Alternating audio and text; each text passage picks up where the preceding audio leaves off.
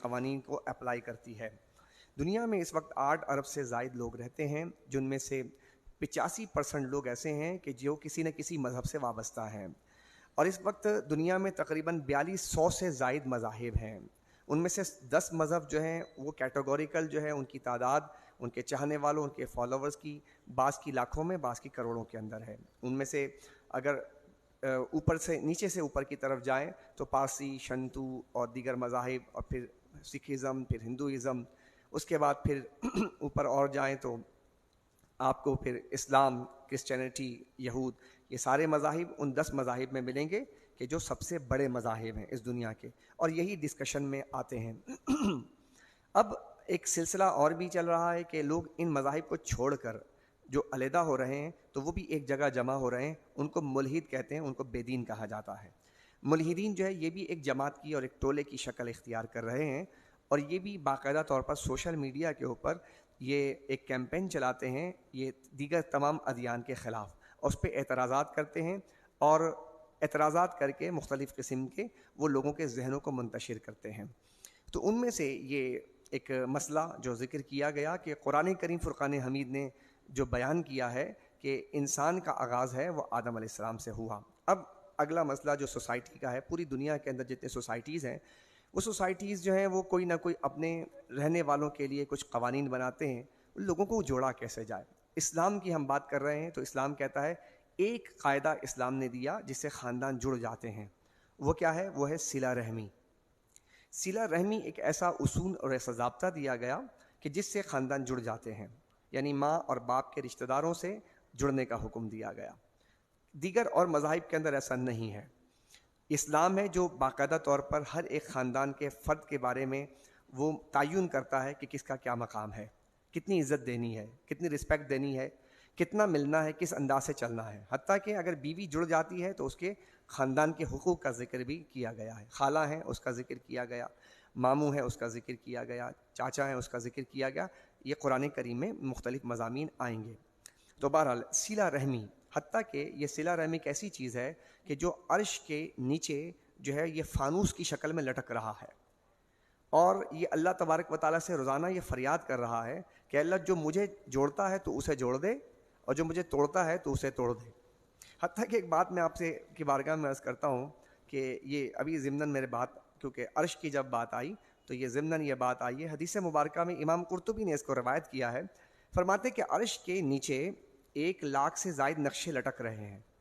مطلب میپس، جیسے آپ گوگل میپس لکھتے ہیں تو اس میں مختلف جگہ بتاتے ہیں، اب تو گوگل اور بھی ایکسٹینڈ کر رہا ہے، اب تو باقاعدہ شکلیں بھی نظر آ رہی ہیں، کون سی چیزیں چل رہی ہیں وہ بھی نظر آ رہا ہے۔ تو یہ ایکسٹینشن جو ہو رہی ہے اس سے گریجولی ہمیں پتہ چلتا ہے دنیا میں کیا ہو رہا ہے۔ تو ہم سمجھتے ہیں کہ بہت زیادہ اس وقت انقلاب آ رہا ہے، تو اس انقلاب سے پہلے اللہ تعالیٰ نے جب یہ کائنات کو تخلیق فرمایا تو عرش کے سائے میں 1,00,000 نقشے لٹکائے ہیں، اور ہر نقشے میں کچھ نہ کچھ یقیناً جو ہے میپس ہوں گے۔ تو ارشاد رسول ہے، آقا فرماتے ہیں صلی اللہ علیہ وسلم، صرف ایک نقشے کے اندر یہ ساری دنیا ہے، کائنات ہے جسے تم دیکھتے ہو، باقی 1,00,000 نقشے جو ہیں اس کا تو کسی کو پتہ ہی نہیں ہے۔ تو انسان کا وجود اس دنیا کے اندر ذرے سے بھی کم ہے، بلکہ اس کائنات، اس دنیا کا بھی وجود ذرے سے بھی کم ہے۔ لہذا اب 1,00,000 نقشے جو ہیں اس کو اللہ تبارک و تعالیٰ پال رہا ہے، چلا رہا ہے، کیا ہے وہاں پر یہ اللہ جانتا ہے، اور اللہ نے اس کا اظہار جو ہے جا بجا ارشاد فرمایا ہے۔ ایک بات بنیادی اور یاد رکھیے گا، قرآن کریم کا موضوع ایک اور ہے، دنیا اور کائنات۔ کیا کہا میں نے؟ دنیا اور کائنات۔ دنیا کی مذمت کی گئی ہے، دنیا کی مذمت کی گئی، دنو ون سے ہے، دنو ون سے قریب ہے قیامت سے، اس لیے دنیا کی مذمت کی گئی ہے دنیا، لیکن کائنات اس کی مذمت نہیں کی گئی ہے، کائنات کو اللہ کی نشانی قرار دیا گیا ہے۔ یہ ایک بنیادی تصور کو یاد رکھیے گا۔ دنیا جو ہے یہ جو اس کے اندر جو لوازمات ہیں آپ جو برتتے ہیں، لیکن جو کائنات ہے، انفس ہے، آفاق ہے، جسے آپ اسٹارز کہتے ہیں، جسے آپ بہت سے گلیکسیز کہتے ہیں، یہ کائنات ہے، اس میں اللہ نے غور و فکر کا حکم دیا ہے۔ کیا؟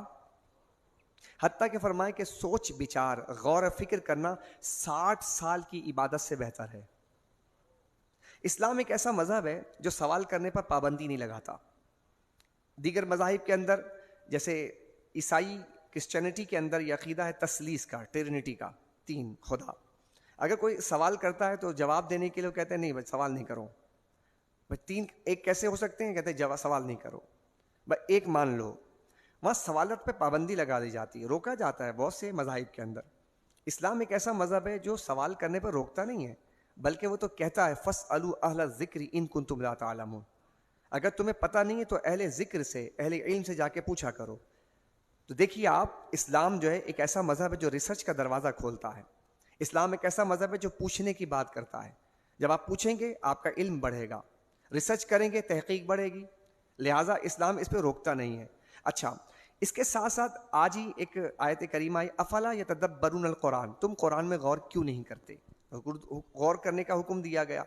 تو غور کرنا ہے، قرآن میں تدبر کرنا ہے. تدبر کریں گے راہیں کھولیں گی. تو یہ صلہ رحمی جو بتایا گیا کہ اس سے کنیکشن جو ہے جڑتے ہیں، تعلقات جڑ جاتے ہیں. اب یہاں پر ایک مسئلہ اور ہے، اس کو سمجھنا چاہیے کہ خواتین اور یتیموں کے حقوق بیان کیے گئے. خواتین ہیں، یتیم ہیں. اچھا، یہ جو پس منظر آیا یہ کیوں بیان کیا سورہ نساء کے اندر؟ غزوہ احد کے پس منظر میں، غزوہ احد میں مسلمانوں کا بہت بھاری نقصان ہوا. نتیجے کے اندر خواتین بیوہ ہو گئیں، بچے یتیم ہو گئے. اسلامی ریاست تھی؟ نہیں تھی. اب ظاہر سی بات ہے قوانین تو اللہ نے بھیجنے تھے، تو اللہ نے جو قوانین بھیجے سورہ نساء میں بھیجے. فرمایا کہ جو یتیم بچے ہو گئے ان کے رائٹس کیا ہیں بتا دیا گیا اس کے اندر. پھر وہ جو خواتین ہیں، ان خواتین جو بیوہ ہو گئی ہیں، اب ان کے لیے سرپرستی چاہیے تھی. تو اب دیکھیے کہ اسلام کی حکمت بالغہ دیکھیے کہ اس پس منظر اور تناظر کے اندر فرمایا کہ تعدد ازواج متعدد نکاح کرنا یہ حکم دیا گیا. اس کا پس منظر یہ تھا کہ جو بیوگان تھیں ان کا کیا ہوگا، وہ کیا کریں گی؟ اگر ان کے سرپرستی نہ کی جائے گی سیکشول انارکی پھیل جائے گی، معاشرے کے اندر فحاشی پھیلے گی، عریانیت پھیلے گی. اس زمانے میں اسلام نے اس پہ قدغن لگا دیا. کہا کہ کسی اور مذہب کے پاس اس کا سلوشن نہیں ہے کہ کبھی قدرت جو ہے خواتین بچیاں زیادہ پیدا کر دیتا ہے. اللہ تبارک و تعالیٰ جو ہے بچیوں کو زیادہ دنیا میں بھیج دیتا ہے. تو اب جن بچوں لڑکے کی شادی لڑکی سے ہوگی تو وہ تو جناب بیاہ گئیں، اور جو باقی لڑکیاں بچ جائیں گی ان کا کیا ہوگا؟ بسا اوقات ایسا ہوتا ہے کہ جنگیں ہوتی ہیں، جنگوں کے اندر بہت سارے ایسے مرد ہوتے ہیں جو کام آ جاتے ہیں، انتقال کر جاتے ہیں، شہید ہو جاتے ہیں. اگر اسلامک پوائنٹ آف ویو سے دیکھیں یا دوسرے مذاہب کے اعتبار سے قتل کر دیے جاتے ہیں. مرد کم ہو گئے، عورتیں زیادہ ہو گئیں، پھر کیا کیا جائے گا؟ اب یہ جو معاشرہ ڈس بیلنس ہوتا ہے تو اس بیلنس کو کیسے برقرار کیا جائے؟ تو اسلام نے سلوشن دیا. اسلام نے کہا ایک مرد 4 شادی کر سکتا ہے. تو دیکھیے سلوشن ہے، یہ حل ہے. اب اس پہ ہماری ڈیبیٹ کی جاتی ہے. ڈیبیٹ جو ہے وہ اشتہا، خواہشات، نفسانی خواہشات. اسلام نے کبھی اس کی پذیرائی نہیں دی ہے. اسلام تو حل بتاتا ہے. اور خود حضور نبی کریم صلی اللہ علیہ وسلم نے متعدد نکاح فرمائے تو ان میں اکثر بیوگان تھے. پہلا نکاح آپ نے بیوہ سے کیا اور پھر ان کے ساتھ ایک طویل ترین زندگی گزاری. 25 سال سے زائد زندگی آپ نے گزاری اور ان کی عمر بھی 40 برس تھی. تو جو تعدد ازواج پر اعتراضات کرتے ہیں تو حضور علیہ السلام کی سیرت کا انہیں مطالعہ کرنا چاہیے. اور میں آپ کی بارگاہ میں عرض کروں کہ یہ جو مستشرقین ہیں، اورینٹسٹ ہیں، یہ حضور کے تعدد ازواج پر بے شمار الزامات لگاتے ہیں.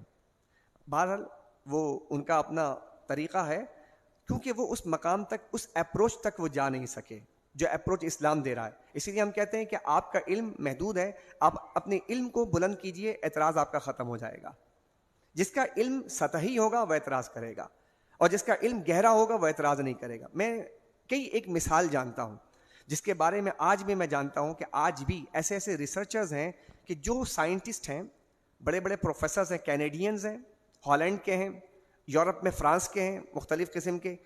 وہ باقاعدہ طور پہ اسلام پر اعتراض کرنے کے لیے آئے، لیکن جب قرآن کریم کا مطالعہ کیا تو قرآن کریم نے ان کو اپنا گرویدہ بنا لیا، اور ایسا گرویدہ بنایا کہ انہوں نے اپنا دین چھوڑ کر اسلام قبول کر لیا.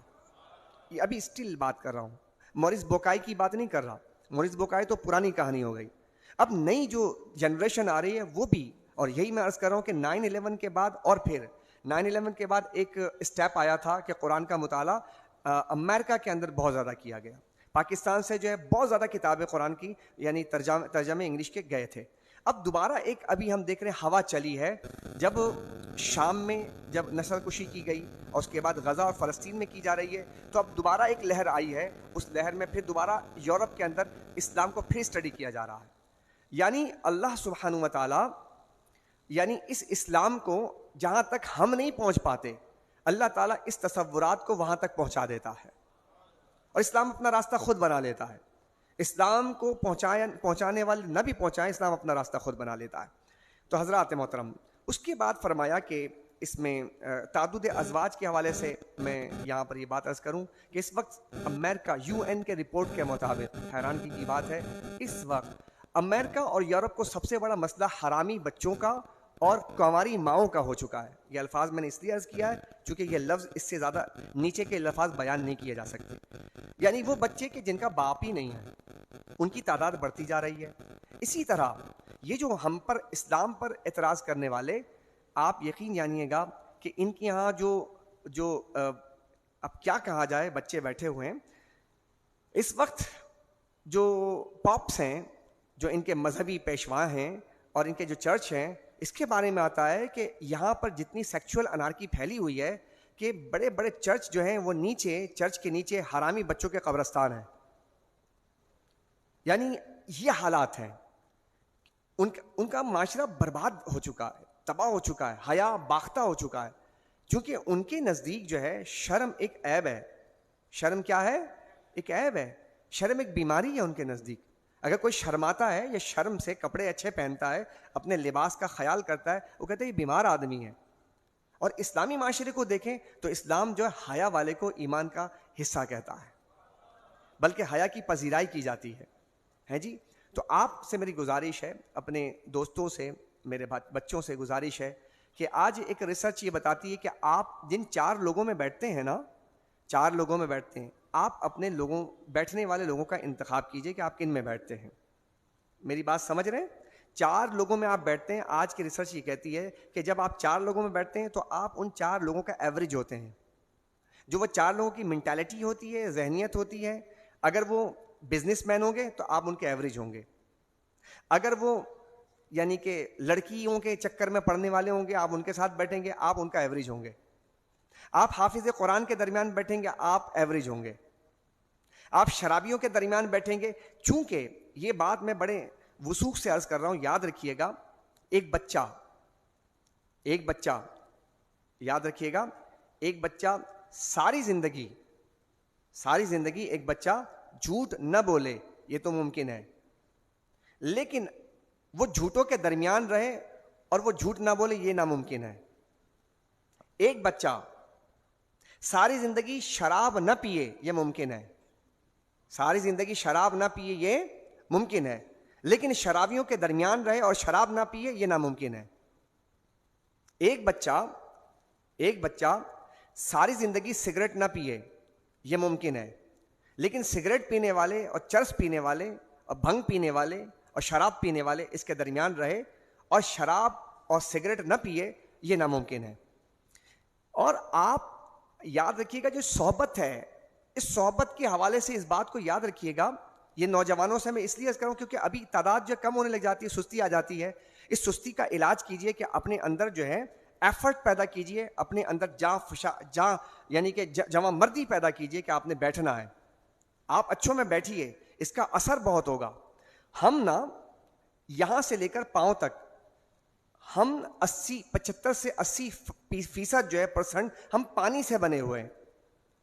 ہمارے وجود میں پانی ہے، 75% پانی ہے ہمارے اندر، 80% پانی ہے. پانی کی خاصیت کیا ہے؟ پانی کی خاصیت یہ ہے کہ یہ اثر، ارد گرد کا اثر جلدی قبول کر لیتا ہے. فور ایگزامپل، آپ پانی کو دودھ میں ملائیں، پانی دودھ بن جائے گا. آپ پانی کو شراب میں ملا دیں، پانی شراب بن جائے گا. آپ پانی کو گٹر میں ڈال دیں، پانی گندا ہو جائے گا. اب جب آپ پانی سے بنے ہوئے ہیں تو ہمارا وجود جو ہے وہ کیا ہے؟ وہ اثر قبول کرتا ہے. کیوں؟ کیونکہ ہم پانی سے بنے ہوئے ہیں اور ہم ارد گرد کا اثر بہت جلدی قبول کرتے ہیں. آپ تو آپ ہیں حضرت، آپ تو آپ ہیں. اگر بے جان چیز کو بھی دیکھیں گے نا، وہ بھی کتنی جلدی اثر قبول کرتا ہے. کبھی آپ نے دیکھا ہے میگنیٹ ہے نا، میگنیٹ کے اوپر میں پیچکس کو رکھ کے دیکھ لیجیے آپ، تو جتنے کاریگر حضرات ہیں وہ اپنے میگنیٹ کو کے اوپر اپنا پیچکس رکھ دیتے ہیں. کیوں؟ کہ ایسی جگہ پر اگر پیچ گر جائے, اسکرو گر جائے کہ جہاں سے ہاتھ ڈال کر نکالا نہ جا سکے, تو پیچکس وہاں ڈال کر ایسے نکالیں گے تو اس کے ساتھ چپک جاتا ہے. لوہے کے اندر تو چپک نہیں ہے, لیکن اگر لوہے کو اگر کسی میگنیٹ کے ساتھ صحبت میں ڈال دیں آپ, تو اس میگنیٹ کی صحبت کی وجہ سے اس میں بھی چپک پیدا ہو جاتی ہے.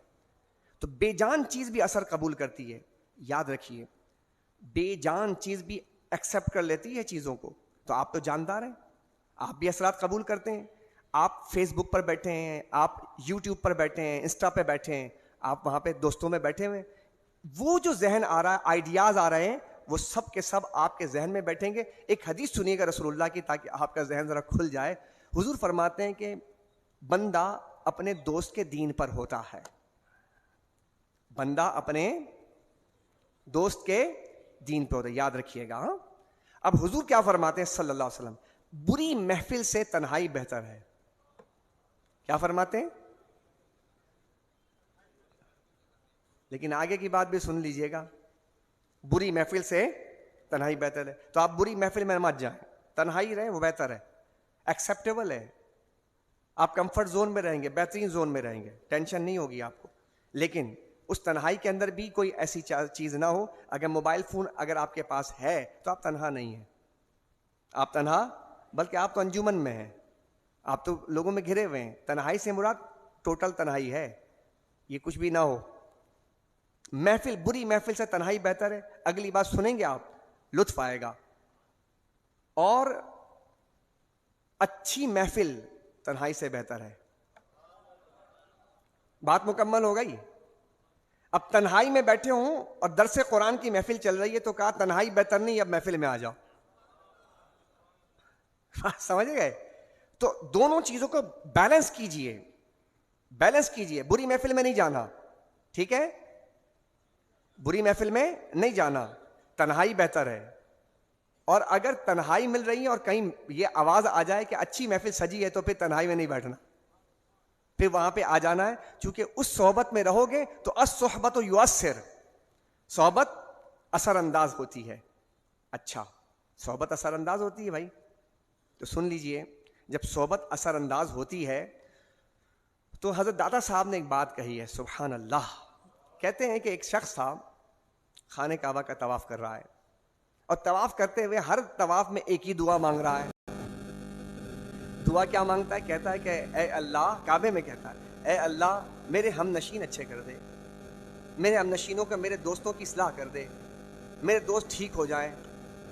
ہر طواف میں جا رہا ہے. اب جو ساتھ میں بیٹھنے والے, چلنے والے اور طواف کرنے والے لوگ تھے, انہوں نے اس سے پوچھا بھائی خیریت تو ہے, تو اپنی دعا ہی نہیں مانگ رہا ہے, تو دعا مانگ رہا ہے, وہ جو تیرے دوست ہیں اس کی دعا مانگ رہا ہے, کیوں؟ دادا صاحب کیا فرماتے ہیں؟ فرماتے جب اس سے پوچھا تو اس نے کہا کہ بھائی بات یہ ہے کہ میں کعبے میں تو ابھی تھوڑی دیر کے لیے ہوں, اس کے بعد چلا جاؤں گا ان دوستوں میں, تو یہاں تو تھوڑی دیر کے لیے ہوں نا. اب جن کے پاس ہوں میں ان کی دعا مانگ رہا ہوں, وہ اچھے ہو گئے تو میں بھی اچھا ہو جاؤں گا. تو دوستوں کا اثر, یعنی صحبت کا جو اثر ہے, وہ اگر شیر کو, آخری جملہ دے رہا ہوں اس کے بعد آگے آتے ہیں, شیر کو, شیر کے بچے کو بکری میں ڈال دو تو شیر کا بچہ بھی بکری بن جائے گا, شیر کا بچہ بھی بکری بن جائے گا. لہذا شیر کو شیر رہنے کے لیے اسے شیر کی صحبت میں رہنا پڑے گا, اس لیے شیروں کی صحبت میں رہا کرو. کیا کہا؟ او بچوں, او گیدڑوں کے صحبت میں مت بیٹھا کرو. گیدڑوں کے ایک مولانا روم نے فرمایا کہ ایک باز تھا, ایک باز, وہ اوپر, ظاہر سی بات ہے اس کا انڈا گرا اور نیچے مرغی تھی. اب انڈا جو گرا تھا تو وہ ٹوٹا نہیں, مرغی کے پاس گرا, مرغی کے انڈوں میں مل گیا, مرغی اس پہ بیٹھ گئی, اور بیٹھنے کے بعد انڈے سے جب بچے نکلے تو مرغی کے انڈوں سے مرغی کا بچہ, اور باز کے انڈے سے باز کا بچہ نکلا. لیکن باز نے جب کہ بچے نے آنکھ کھولی تو دیکھا یہ تو مرغی ہے, تو جناب وہ بھی دانہ کھاتا تھا اور انہیں کی طرح چلتا تھا, اور تھوڑا سا 2-4 فٹ اڑتا تھا اور پھر گر جاتا تھا, کیونکہ اس نے اپنی ماں کو ایسے ہی دیکھا تھا. تو وہ سمجھ گیا کہ میں مرغی ہوں, میں مرغی ہوں. اب سمجھنا, ایک دن جب اس نے کہا کہ چلتا ہوا دیکھا کہ آسمان پہ ایک باز اڑ رہا ہے پر پھیلا کر. تو اس نے مرغی سے کہا کہ اماں یہ کیا ہے, یہ کون ہے؟ کہا یہ باز ہے. تو کہا باز ہے تو کیا ہم ایسا نہیں کر سکتے؟ کہا نہیں تم نہیں کر سکتے, تم تو مرغی ہو. اس لیے اگر تم نے کسی مرغی کی صحبت اختیار کر لی تو ہو باز کی اولاد اگر, تو مرغی کی صحبت اختیار تو کبھی زندگی میں اڑ نہیں سکتے. اور سمجھا دوں, گاجر لو جا کر گھر میں, گاجر لو گھر میں جا کر, موسم ہے ابھی, 2 ٹکڑے کرو, ایک کو شیرے میں ڈال دو اور ایک کو مسالے اور نمک اور تیل میں ڈال دو. کچھ دن کے بعد دیکھنا کہ جس میں تم نے جس ٹکڑے کو شیرے میں ڈالا تھا وہ مربع بن جائے گا, اور جس کو تم نے مسالے میں ڈالا تھا وہ اچار بن جائے گا. اگر بات سمجھ میں نہ آئے تو گاجر کو دھو کے کھا لینا. چلو آگے چلو, صحیح ہے نا بھائی؟ اگر سمجھ میں نہیں آئے تو گاجر دھو کے کھا لینا, تمہارے سمجھنے کی بات نہیں ہے. آؤ ذرا قرآن سمجھ لیتے ہیں, ٹھیک ہے؟ رکو نمبر 3 میں فرمایا, رکو نمبر 2 میں وراثت کے احکام بیان کیے. تھوڑا سا انجوائے بھی کر لیتے ہیں نا, تھوڑا سا موڈ فریش ہو جاتا ہے, کیونکہ 3 گھنٹے بیٹھنا ہے بھائی تھوڑا مشکل ہوتا ہے. ماشاءاللہ آپ کو سلام ہے, میں تو ایسی فارغ آدمی ہوں, میرا تو کوئی مسئلہ ہی نہیں ہے. آپ لوگ بیٹھ جاتے ہیں تو میرا دل لگ جاتا ہے کہ چلو بھائی ہم چلتے ہیں. اللہ اکبر. آگے چلیے, وراثت کے احکام بیان کے. دوسرے رکوع میں وراثت کے احکام بیان کرتے ہوئے اللہ نے فرمایا کہ ان احکامات پر عمل کرنے والے کو جنت کی بشارت دی گئی ہے.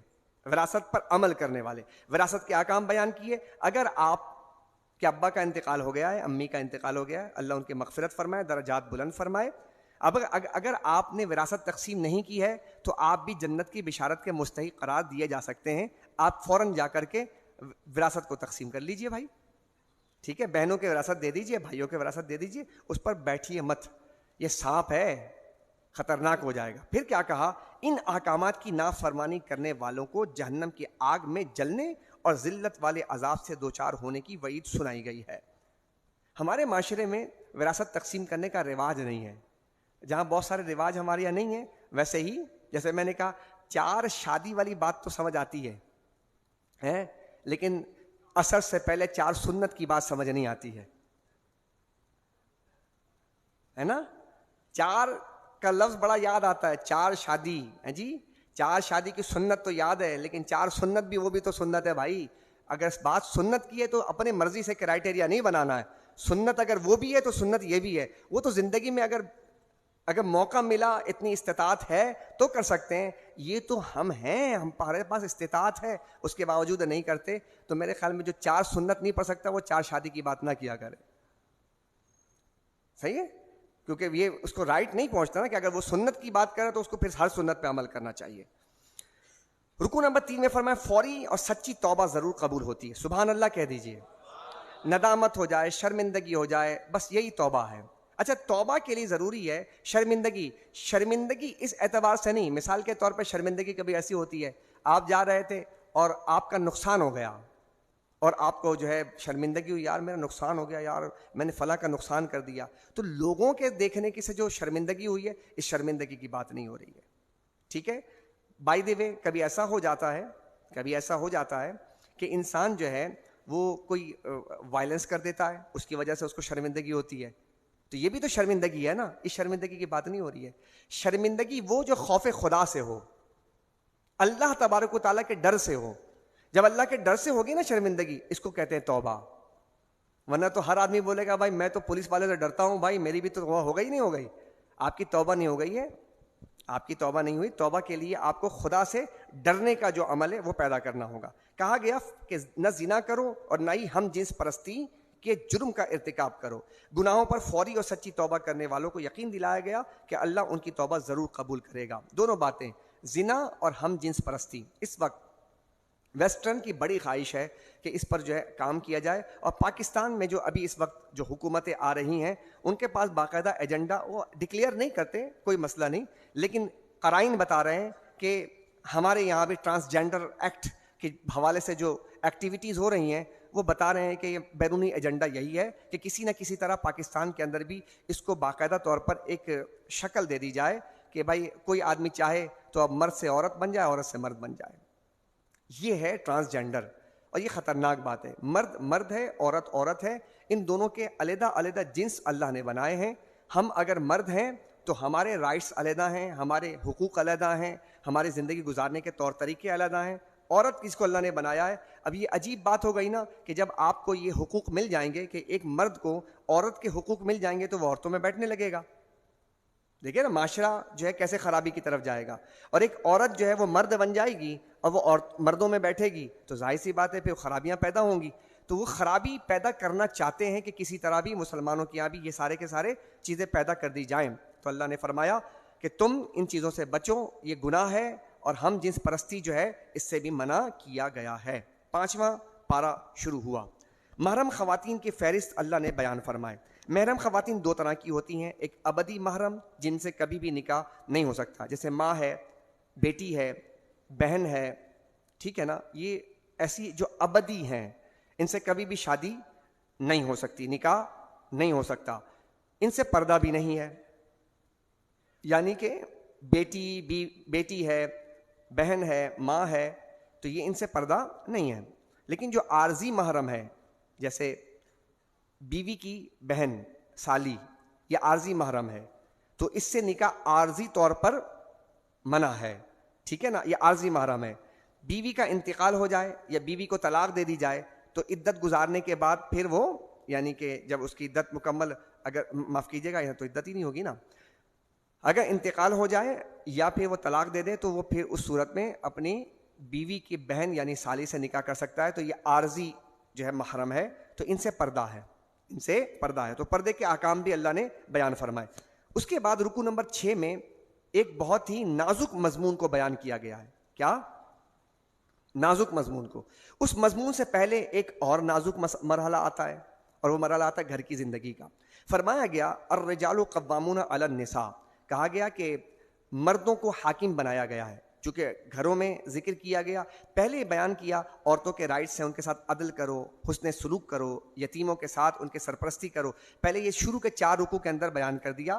جب یہ بیان کرتے کرتے جب یہ 6 رکوع کی طرف اب آئے نا, تو 6 رکوع میں اللہ نے بیان فرمایا کہ اب ایسا نہیں ہے کہ صرف سارے رائٹس عورتوں کو دے دیے گئے. اب فرمایا کہ مرد ہے حاکم. گھر کون چلائے گا, عورت چلائے گی, مرد چلائے گا, یہ سوال ہے. تو قرآن کہتا ہے مرد چلائے گا, اور جس گھر میں مرد کی چلتی ہے وہی گھر چلتا ہے. جس گھر میں عورتوں کی چلے گی وہ گھر نہیں چلتا. ہمارے یہاں ایک کشمکش پیدا ہو گئی ہے. خواتین بھی, ہماری مائیں بہنیں بھی ہمارے درس قرآن میں موجود ہیں. ایک عجیب بات آ گئی ہے کہ ہمارے یہاں عورت شوہر پر برتری جتانا چاہتی ہے. آج کی جو عورت ہے وہ شوہر پر برتری جتانا چاہتی ہے. اس سے بہت سی خرابیاں پیدا ہوں گی. شوہر سے برتری مت جتائیں, آپ شوہر سے نیچے رہیں. قرآن کریم فرقان حمید نے میاں بیوی کو کہا یہ ایک دوسرے کا لباس ہے. کیا ہے لباس؟ کیا ہوتا ہے لباس؟ 3 کاموں کے لیے استعمال کیا جاتا ہے. بولیے, لباس 3 کام, ایک زینت کے لیے, ایک عیب پوشی کے لیے, اور ایک ستر پوشی کے لیے لباس پہنتے ہیں. آپ نے لباس پہنا ہے, اگر آپ کے جسم کے اندر کہیں پہ کوئی پھوڑا پھنسی نکلا ہے تو دیکھیں لباس نے چھپا رکھا ہے. ٹھیک ہے, اچھا پھر آپ خوبصورت لگ رہے ہیں ماشاءاللہ. اچھا پھر ستر پوشی یعنی جو اسلام نے حکم دیا ہے کہ ناف سے لے کر گھٹنے تک کہ آپ ڈھانپ کر رکھیں گے, تو لباس نے ڈھانپ لیا ہے. تو لباس جو ہے, آپ کسی بھی حکم کو سمجھنے کے لیے پہلے اس کے بنیادوں کو تو سمجھیں کہ کیوں کہا گیا, مثال کیوں دی گئی, کیا کہا. اس یعنی کہ میاں بیوی ایک دوسرے کا لباس ہیں. لباس تو نہیں ہوتے, مثال دے کے سمجھایا گیا. تو لباس کی جو ریکوائرمنٹ ہے اس کو سمجھنا ہے. لباس زینت کے لیے, یعنی میاں بیوی ایک دوسرے کی زینت بن جائیں. اب زینت کیا ہوتی ہے؟ میں لباس پہنتا ہوں تو میں اچھا لگتا ہوں, یعنی یہ لباس میرے ساتھ اگر ہے تو میں اس لباس کے ساتھ جچتا ہوں, میچنگ ہوتی ہے تو میں فخر کرتا ہوں. تو میاں بیوی کا آپس کے اندر اتنا یعنی ہم آہنگی ہونی چاہیے کہ وہ جب دونوں ایک دوسرے کے ساتھ چل رہے ہوں تو ایک دوسرے پر فخر کر رہے ہوں کہ یہ میری بیوی ہے, وہ کہے یہ میرا شوہر ہے. زینت بن جائے ایک دوسرے کی. سمجھ آئی بات؟ دوسری بات, عیب پوشی, گھر کی بات باہر نہ نکلے, لباس ہے. سمجھ آئی بات؟ اسی طرح ستر پوشی, تو کمرے کی بات باہر نہ آئے, گھر کی بات باہر نہ جائے, لوگوں تک نہ کرے, عیب پوشی رکھے یعنی کہ گھر کی بات گھر میں رکھے, اور جو کمرے کی بات ہے وہ ستر پوشی ہے اس کو کمرے میں رکھے. یہ بات نوجوانوں سمجھ لو, یہ کوئی اچھا معاشرہ نہیں ہے. کہ آپ دوستوں کے ساتھ بیٹھ کر کے اپنی بیوی کو ڈسکس کر رہے ہیں. یہ کوئی اچھا معاشرہ نہیں ہے کہ آپ جو ہے نا اس بات پہ خوشی کا اظہار کرتے ہیں کہ آپ اپنے گھر میں کسی دوست کو بلاتے ہیں تو آپ کی بیوی چائے لے کر آتی ہے اپنے دوست کے پاس. نہیں, ایسا نہیں کرنا ہے. آپ اپنے گھر کے, توجہ چاہوں گا, آپ اپنے گھر کے ڈرائنگ روم کو محدود کیجئے, خاندان کے لوگوں سے بھی کیجئے. اپنے گھر کے ڈرائنگ روم تک سب کو محدود کیجئے, پابندی لگائیے. جس کو آنا ہے گھر کے ڈرائنگ روم تک آئے, اس کے بعد وہیں چائے پانی کرے, اس کے بعد چلا جائے. آپ کے پرسنل لائف علیحدہ ہونا چاہیے. ان دونوں چیزوں کو محدود کیجئے, اس سے بہت خرابیاں پیدا ہو رہی ہیں. اس کے بعد پھر فرمایا الرجال قوامون علی النساء.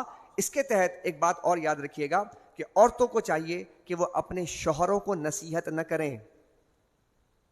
عورتوں کو کیا چاہیے کہ اپنے شوہروں کو, کیوں؟ کیونکہ الرجال قوامون علی النساء, جو حاکم ہوگا نا وہ ایکسپٹ نہیں کرتا نصیحت کو اپنے ماتحت کے. تو کیسے بات بنے گی بھائی؟ گھر میں خاندان کے جھگڑے جو ہو رہے ہیں اس کی وجہ یہ ہے عورت نصیحت کرتی ہے.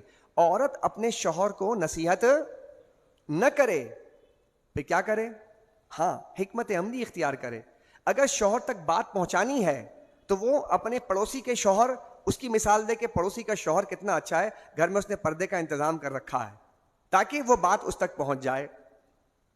فلاں ہے نا فلاں, وہ جو ہے کتنا اچھا ہے اپنے بیوی کے لیے کہ وہ نا رزق حلال کماتا ہے, حالانکہ بڑی محدود ہے اور دونوں میاں بھی بڑی اچھی زندگی گزار رہے ہیں. آپ نے رزق حلال کی بات اپنے شوہر تک پہنچا دی تاکہ وہ رزق حرام نہ کمائے.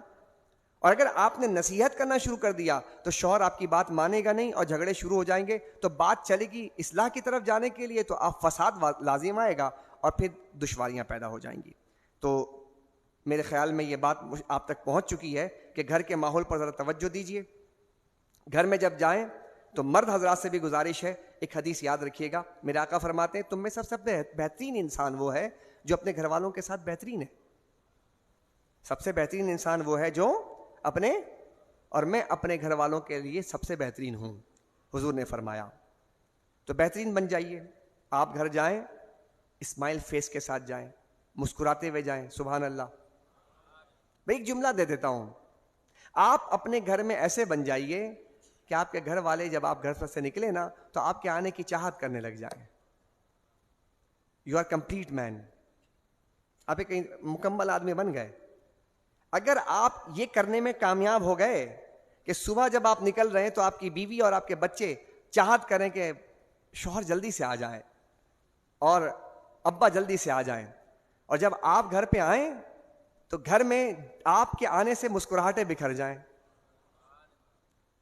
لیکن اس کے درمیان میں بہت کچھ کرنا پڑے گا, آپ کو مارنا پڑے گا, اثار کرنا پڑے گا, قربانی دینی پڑے گی ہیں. اور جہاں جوائنٹ فیملی سسٹم ہے تو وہاں مسائل ہوتے ہیں. اس لیے یہاں پر خانگی زندگی کو باقاعدہ ڈسکس کیا گیا ہے.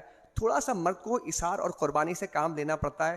گھر کا ماحول سازگار بنانا ہے تو بیوی کو کوئی گفٹ دینا ہے تو اماں کے ذریعے دلوا دیجئے, اور اگر اماں کو کوئی گفٹ دینا ہے تو بیوی کے ذریعے دلوا دیجئے. آپ کہیں نہیں ہوں گے لیکن گھر کا ماحول اچھا ہوگا. نہیں سمجھے؟ آپ کہیں نہیں ہوں گے, آپ دونوں جگہ بیک ٹو ڈور ہوں گے. لیکن میاں یعنی کہ میاں جو ہے یہ تعلق کے ذریعے اپنی امی اور اپنی بیوی کے مابین ایک اچھے تعلقات استوار کرنے میں کامیاب ہو جائے گا. کیوں؟ چونکہ وہ عورت جسے آپ بیوی کہتے ہیں جب وہ اپنی ساس کے ہاتھ سے گفٹ لے گی تو میرے آقا نے فرمایا تحفہ دیا کرو, اس سے محبت پیدا ہوتی ہے. اور جب وہی بیوی کے یعنی بہو کے ذریعے ساس اگر گفٹ لے رہی ہوگی تو بولیں گے میری بہو تو کتنی اچھی ہے, لہٰذا گھر کا ماحول سازگار. تو یہ پورے کے پورے اس رکوع کے اندر اسی خانگی زندگی کے حوالے سے بہت سی باتیں بیان کی گئیں. آگے بھی انشاءاللہ سورہ آراف میں بھی یہ روشنی یعنی کہ کچھ مضامین اس کے آئیں گے, سورہ احزاب میں بھی آئیں گے, سورہ نور میں مضامین آئیں گے, وہاں بھی بات کی جائے گی. اچھا, اس کے بعد فرمایا گیا بڑا نازک مضمون, روز قیامت نبی اکرم صلی اللہ علیہ وسلم اس امت کے خلاف گواہ بن کر آئیں گے. اس امت کے خلاف گواہ بن کر آئیں گے. اللہ کی بارگاہ میں عرض کریں گے اے اللہ میں نے اس امت تک دین کے پیغام کو پہنچانے کا حق ادا کر دیا تھا, اگر کسی نے عمل نہیں کیا تو وہ خود ذمہ دار ہے. اس مضمون کو سن کر اللہ کے رسول بھی آب دیدہ ہو جایا کرتے تھے, آنکھوں میں آنسو آ جایا کرتے تھے کہ قیامت کا دن کیسا ہوگا کہ یہ امتی ان کے خلاف گواہی رسول دے دیں تو پھر کیا حال ہوگا؟ پیغام نہیں پہنچایا رسول اللہ نے؟ کیا ہم تک پیغام دین نہیں آیا؟ آ گیا نا. ہم نے کیا کیا اس دین کا پیغام کا؟ کیا رویہ ہے ہمارا؟ دین کے ساتھ ہمارا کیا تعلق ہے؟ اگر قیامت کے دن یہ پوچھ لیا جائے تو آپ مجھے بتائیں. آپ سے میں پوچھنا چاہتا ہوں, یہی اگر تھوڑی سی دیر کے لیے سوچ لیجئے گا کہ یہ جو آپ پیپسی پی رہے ہیں, یہی آپ جو کیا کہتے ہیں میکڈونلڈ ہے, KFC ہے, دیگر اور بھی جو اسرائیلی مصنوعات ہیں, وہاں پر آپ ایک ایک چیز خرید کر 2 گولیاں خرید کے آپ دے رہے ہیں ان کو کہ لو یہ 2 گولی اور چلاؤ ان فلسطینیوں کے اوپر. تو کل قیامت کے دن اگر ان فلسطینیوں نے اور غزہ کے مسلمانوں نے رسول اللہ کے دربار میں جا کر کہا کہ یہ وہ لوگ تھے جو ہم تو وہاں پر نہتے تھے, یا ہماری مدد کو کیا آتے, یہ تو عیاشیوں میں لگے ہوئے تھے اور پیسہ دے دے کر ہم پر گولیاں برسا رہے تھے. تو ایٹ لیسٹ مسلمانوں ذرا اپنے آپ کو سنبھالو. یہ منہ کے جو جٹخارے ہیں نا, یہ زبان کے, اس پہ ذرا سا کنٹرول کرو, کہیں ایسا نہ ہو کہ قیامت کے دن یہ چٹخارے تمہارے وبال جان بن جائے. کنٹرول کیجئے, یہ مہم کو آگے بڑھائیے, بائیکاٹ کی مہم آگے بڑھائیں. اسرائیل جو نسل کشی کر رہا ہے اس سے, اس کے خلاف ہمارا کیا, ہم کچھ نہیں کر سکتے, جا نہیں سکتے, تو کچھ نہیں کر سکتے تو اتنا تو کر سکتے ہیں کہ ہم بائیکاٹ کی مہم چلائیں تاکہ ہم اس بات کا اظہار کریں کہ ہمارے پاس کچھ نہیں تھا, ہمارے پاس کچھ نہیں تھا. لیکن چونچ میں اگر ابراہیم علیہ السلام کے لیے جو آگ جلائی گئی تھی, تو وہ چڑیا اگر ایک قطرہ آب گرا کر اسے بجھانا چاہے تو آگ تو نہیں بجھے گی, لیکن اس کا جملہ ہمیں یاد رکھنا چاہیے کہ میں آگ بجھا تو نہیں سکتی, لیکن قیامت میں اگر اللہ مجھ سے یہ پوچھ لے کہ تو آگ لگانے والوں میں تھی یا بجھانے والوں میں, تو ایٹ لیسٹ اتنا تو کہہ سکتی ہوں کہ بجھانے والوں میں تھی, جلانے والوں میں نہیں تھی.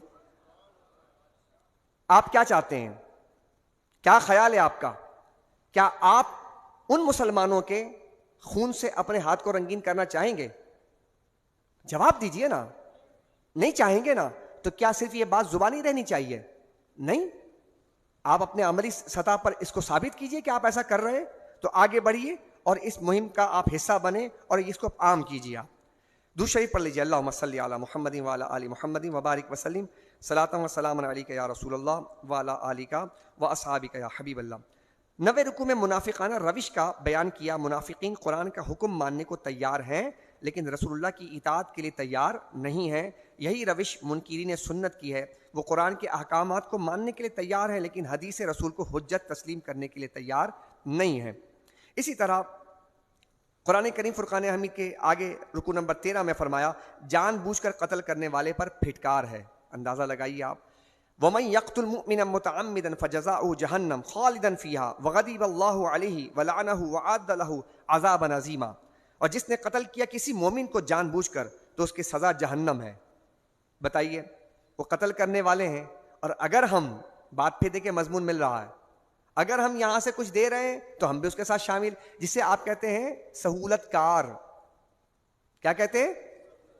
سنا ہے جملہ یہ والا کہ ہم سہولت کاروں کو بھی نہیں چھوڑیں گے. تو سہولت کار جو ہے اس کا بھی تو نام اسی میں آئے گا. جیسا جرم وہ کر رہے ہیں جو سہولت کار ہے وہ بھی مجرم ہے, وہ بھی جرم کے اندر شامل ہے. اس لیے کہا کہ تم کسی مومن کے قتل میں شامل نہ ہو, ہمیشہ رہے گا اس میں جہنم میں, اور اللہ اس پر غضبناک ہوا اور اسے رحمت سے محروم کر دیا. اسی طرح اللہ سبحانہ و تعالیٰ نے ارشاد فرمایا رکوع نمبر 15 میں انتہائی خوف کے وقت بھی نماز معاف نہیں ہے. حتیٰ کہ ایک مضمون ایسا آیا یا ایھا الذین آمنوا لا تقربوا الصلاۃ وانتم سکارا. ایک مضمون یہ بھی بیان ہوا, اے ایمان والو جب تم نشے کی حالت میں ہو تو تم شراب کے قریب یا نشے کے یا نماز کے قریب نہ جاؤ. شراب کے احکامات 3 اسٹیپ میں نازل کیے گئے. اگر کسی کو یہ بری لت لگ گئی ہے تو میں اس سے گزارش کروں گا پہلی فرصت میں چھوڑ دیجئے. بہت خطرناک کام کر رہے ہیں آپ. اور اگر نوجوان بچوں سے میں کہہ رہا ہوں, میرے بچوں اگر تمہیں کوئی غلط صحبت مل جائے اور کبھی بھی تمہیں کوئی شراب کے قریب لے کر جائے نا, تو آپ نے اس شراب کو ہاتھ بھی نہیں لگانا. وعدہ کرتے ہو؟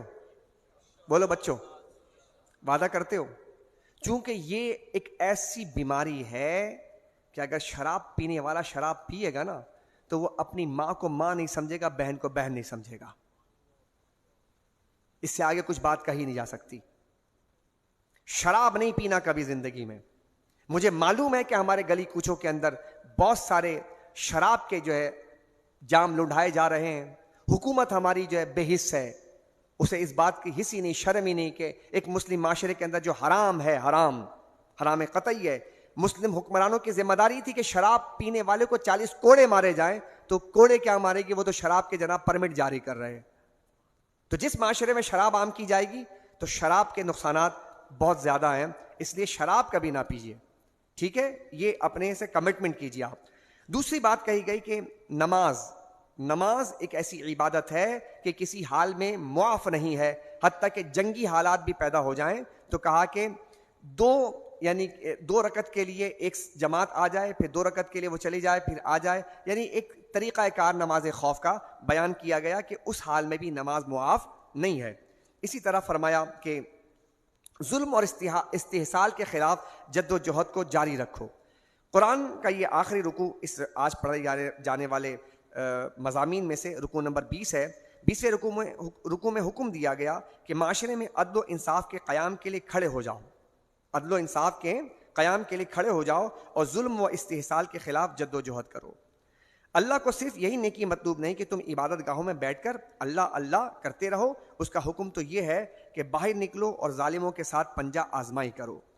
یہ ہے مسلمانوں کا طریقہ. یہ کیسے ہوگا؟ جب آپ شیروں کے ساتھ بیٹھیں گے, جب آپ شیروں کے ساتھ بیٹھیں گے, بکریوں کے ساتھ, گیدڑوں کے ساتھ بیٹھیں گے تو یہ بھپکیاں دے دے کے آپ کو بھی بزدل بنا دیں گے. ایک آیا تھا شیر, اس صدی میں ایک شیر آیا تھا اور صرف چند سالوں میں اپنا کام کر کے چلا گیا. اس کا نام تھا خادم حسین رضوی, اور اس نے اتنی طاقت دی ہے, اس نے اتنا ہمارا مان رکھا ہے کہ وہ چند سالوں کے اندر وہ مضامین بیان کر گئے کہ شاید ہم جیسے لوگ تو نالائق, نکمے, کمینے, ہمارے کا کیا, ہم کیا کام کر سکتے ہیں. ہم تو ان کے پاؤں کے جوتیوں کے برابر بھی نہیں ہیں. یا علماء کرام کے جو انہوں نے کام کیا, انہوں نے میدان عمل میں کھڑے ہو کر جد و جہد کی ہے, اعلاء کلمت الحق کے لیے جو ہے کام کیا ہے, ختم نبوت کے لیے کام کیا, ناموس مصطفیٰ کے لیے کام کیا. فرانس ان سے ڈرتا تھا, ہالینڈ ان سے ڈرتا تھا, امریکہ ان سے ڈرتا تھا کہ یہ کون ہے, انڈیا ان سے ڈرتا تھا.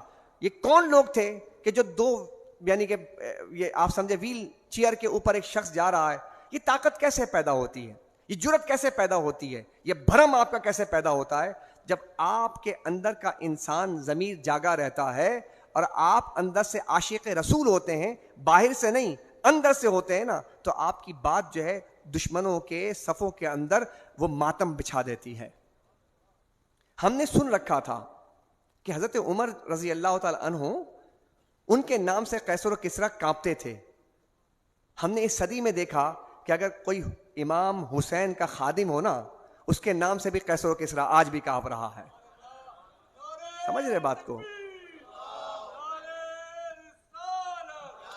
اس لیے زندہ آباد, زندہ آباد. اس لیے اس گفتگو کو میں یہاں پر اختتام پذیر کرتا ہوں. پھر صحبتیں اچھی کیجیے, اچھی صحبتوں میں بیٹھیے. اچھی صحبت میں اگر آپ نہیں بیٹھیں گے تو یقین جانیے گا بری صحبت آپ کو بہت برا کر دے گی. میرے آقا نے فرمایا قرب قیامت میں ایک وقت ایسا آئے گا کہ بندہ صبح کے وقت مسلمان ہوگا اور شام میں جب بستر پر جا رہا ہوگا تو کافر ہو چکا ہوگا. تو کیوں ہوگا؟ وہ دوست کی وجہ سے, دوست کے آئیڈیاز شیئر کرنے کی وجہ سے. جو دوست بنائیں. آپ وائلٹ رکھتے ہیں؟ آپ لوگ وائلٹ کون کون رکھتا ہے؟ رکھتے ہیں. جیب تو ہے آپ کے پاس. بعض لوگ یہ کہتے ہیں کہ چلیں اچھے اور برے دونوں کی صحبت میں بیٹھے تو کیا فرق ہے؟ ہے فرق. آپ کے جیب میں اگر سوراخ ہو جائے اور پیسے ڈالنا شروع کر دیں تو کیا پیسے رہیں گے؟ نہیں رہیں گے نا. ٹھیک ہے, اچھا. جب آپ اچھے اور برے صحبت دونوں کو ملا دیں گے نا تو ایسے ہی سوراخ ہوتا جائے گا. اچھی چیز آئے گی اور بری صحبت اس کو ضائع کر دے گی.